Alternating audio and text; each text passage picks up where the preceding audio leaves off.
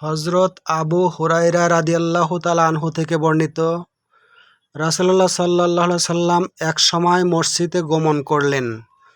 ওই সময়ে অন্য এক ব্যক্তিও মসজিদে প্রবেশ করে নামাজ পড়ে নবী করিম সাল্লাল্লাহু আলাইহি সাল্লামকে সালাম জানালো।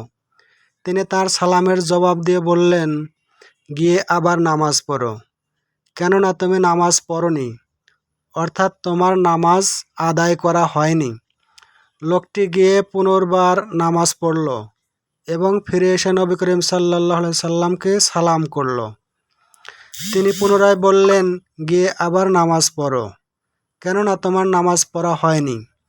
এরূপ 3 বার বললেন।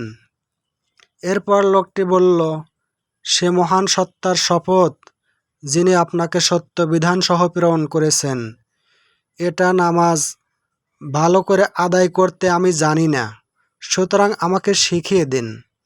তখন তিনি বললেন, যখন তুমি নামাজ পড়তে দাঁড়াবে, তাকবীরে তাহরিমা বলে শুরু করবে এবং কোরআনের যেখান থেকে তুমি সহজ মনে করো সেখান থেকে পড়বে। তারপর রুকু করবে এবং তৃপ্তির সাথে রুকু করবে।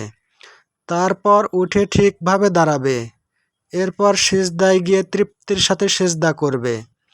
তারপর সিজদা হতে মাথা তুলে তৃপ্তির সাথে বসবে, আর এভাবেই সকল নামাজ আদায় করবে।